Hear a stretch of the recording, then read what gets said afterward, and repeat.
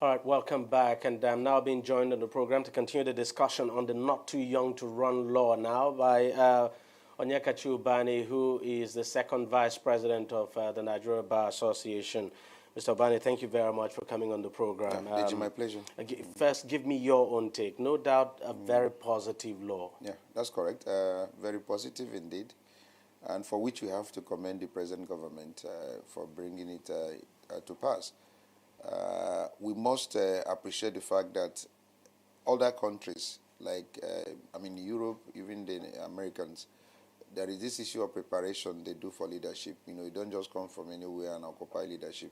There is a preparation, and that's why you see that their governance has a lot of qualitative input. So having these young ones, grooming them and preparing them for leadership, we go a long way. And this is the starting point. There are But some. who does the preparation? Who grooms them for that leadership role? Now, most the instrument, of course, should be the political party. Parties. Now, parties should allow the young ones to play a role.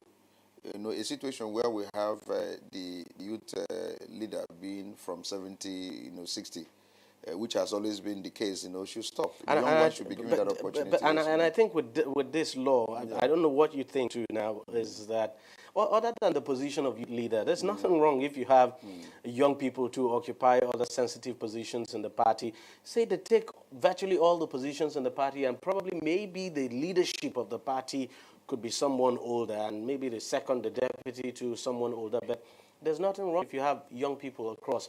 Because if the parties do not actually work in the spirit of this law, it's difficult to see how this would make any difference at all. Because the political parties are the platforms under which, some of the youths could actually aspire now to some of these positions we're talking about. That is correct. That is correct. So, issue of allowing them to occupy executive positions within the political party will be the starting point. The consciousness now is raised, because there is an enactment of law that is backing this up.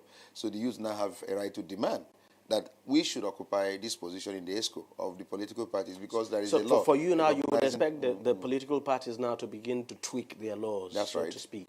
To now reflect, because it's a constitutional provision. So it is important that is also allowed now to reflect, in all the ESCO.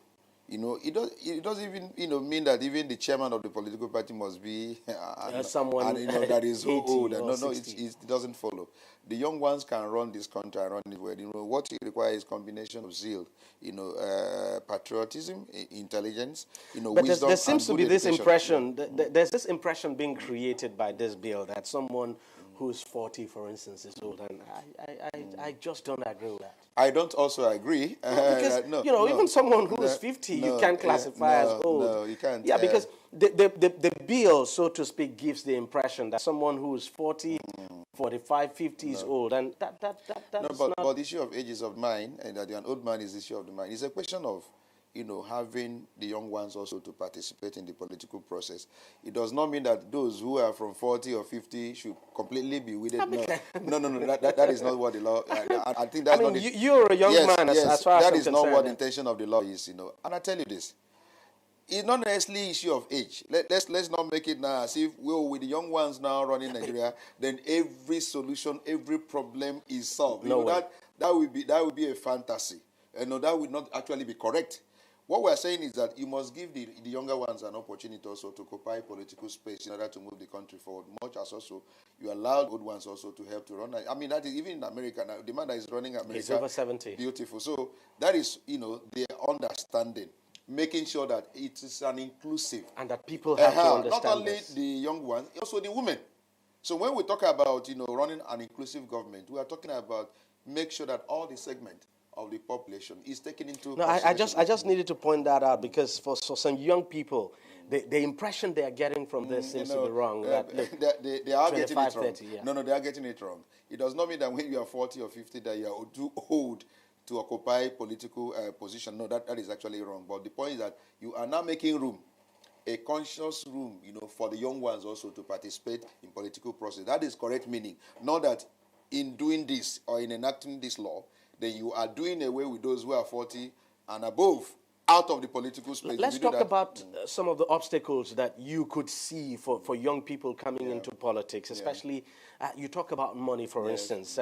To run for the position of even a local government chairman, even a councillorship position is quite expensive in this country. Politics is expensive everywhere anyway, but here it's expensive. I mean, not also helped by the electorate who would always demand something from you. So, I mean, the mere fact that you have to print campaign posters and all of that, it's no chicken feed. Yes, it's issue of political culture and then political education. We have to actually try as much as possible as we begin to enact our laws and change our system, let people be properly educated as to the ideals, as to the expectation of the electorate on those who they want to vote into political office. You know, are you looking for them to give you a handout, give you money, you know, give you a bag of rice before you elect them, or are you looking for good service that when they go into governance, they will be able to, you know, solve some of the issues, you know, that actually, you know, giving you, you know, issue as a people. So these are issues, and I said earlier, is issue of giving people political education. We need the political parties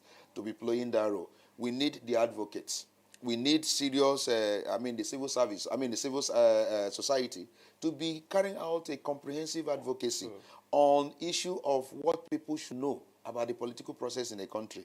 That is not about taking, you know, 5,000 naira or, cups of rice in order to elect somebody. No, that is not what politics is all about. It's about looking at somebody's antecedent. What has he achieved? What has he done previously that now entitles you to believe that the man, when he gets there, is going to do something that is better. So that political education is key. One thing I want to ask you that we're not talking about here, this bill specifically talks about age, but we're not talking about qualification. That's a very big issue for me, because basically what you have here is that you're basically saying even a 25-year-old illiterate who probably didn't go to school, or someone, a 25-year-old who probably has well, even a primary school certificate could as well. Don't you think that apart from amending the Constitution now, apart from amending that aspect having to do with age, that there's also the need to amend the aspect that has to do with qualifications, so that, as you're getting younger people, you want to get younger people with the right quality in the right position. Yeah, that is a very brilliant observation. And I think that is a flaw also. It's clearly a flaw with this issue of not too young to run. As long as you have actually specified the years, the number of years somebody have to be before he can become a governor or become a president. If you don't tinker with the issue of his qualification educationally, and then allow somebody who is an illiterate or a school cert or first school living certificate, to be the president of the country. Because that's what we have. So you have not corrected. For instance, the constitution of the country today allows a first school living certificate holder to be the president. Yeah, correct. You have not corrected anything in the system, because we have an issue with this country. We have issue with the drivers, and then we have issue with the vehicles. Or a vehicle and a driver. You have a bad driver. Absolutely. You have a vehicle that is not, the engine is not functioning well. You're going to have a problem. So if you get a right vehicle and they have a bad driver, then you may likely have an accident on the way.